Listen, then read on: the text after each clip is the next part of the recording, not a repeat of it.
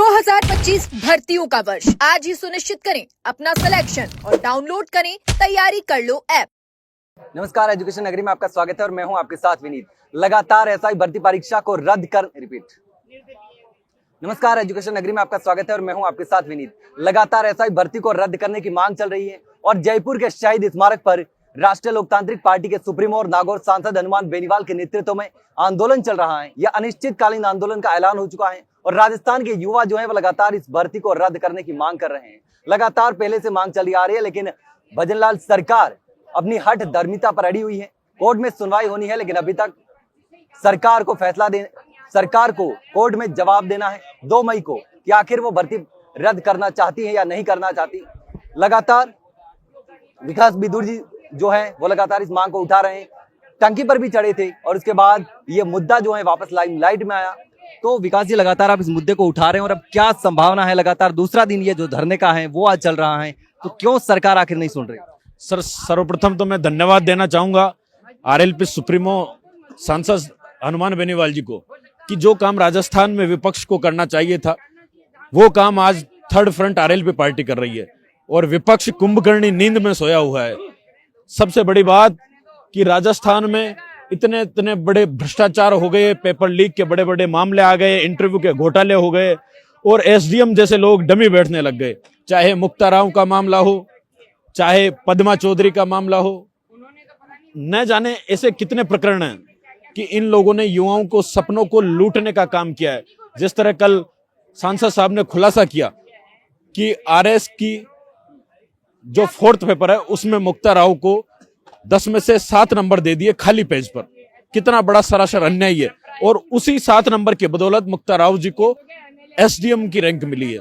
SDM पद पर आज वो चयनित हैं, लेकिन न जाने ऐसे कितने एसडीएम और ऐसे कितने फर्जी थानेदार हैं जो इस भ्रष्टाचार में और इस दलदल में आकर युवाओं के सपनों को चकनाचूर करने का काम करते हैं। आज हम यहाँ पर सुप्रीमो हनुमान बेनीवाल जी के नेतृत्व में बैठे हुए हैं और जिस तरह आज धरने का दूसरा दिन है, लेकिन सरकार का कोई नुमाइंदा वार्ता करने को तैयार नहीं है। सरकार के कानों पर जू तक नहीं रेंग रही है। हम मानते हैं कि कहीं ना कहीं सरकार अभी भी कुंभकर्णी नींद सोई हुई है। जिस तरह पूर्ववर्ती सरकार को आईना दिखाया तो युवा इस भजनलाल सरकार को भी आईना दिखाने का काम करेंगे।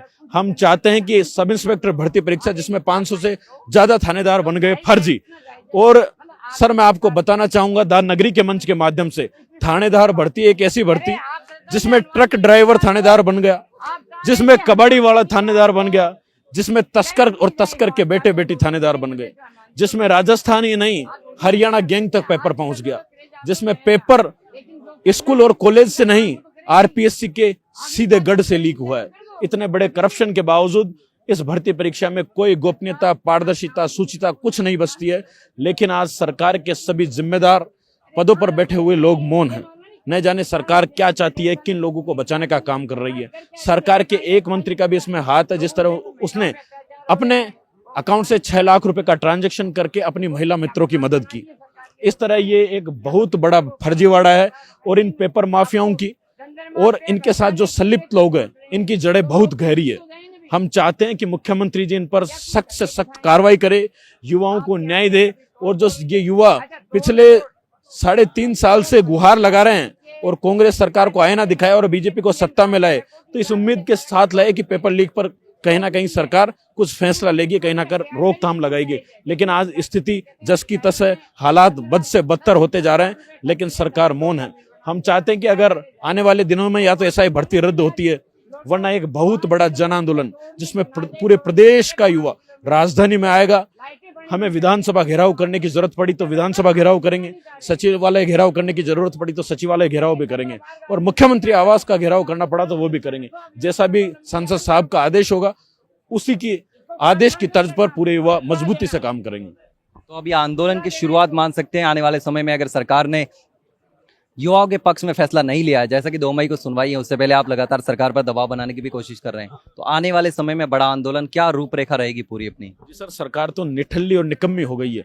2-2 महीने का समय मांग लिया, 2 तारीख तो नजदीक आ गई, लेकिन उन्होंने कोई एक्शन नहीं लिया। सरकार चाहती नहीं है, सरकार तो सिर्फ मुद्दे से भटकाना चाहती है, गोल मटोल सारी चीजें करके अपना जवाब पेश करना चाहती है। लेकिन ये अब ये अन्याय, ये तानाशाही नहीं चलेगी।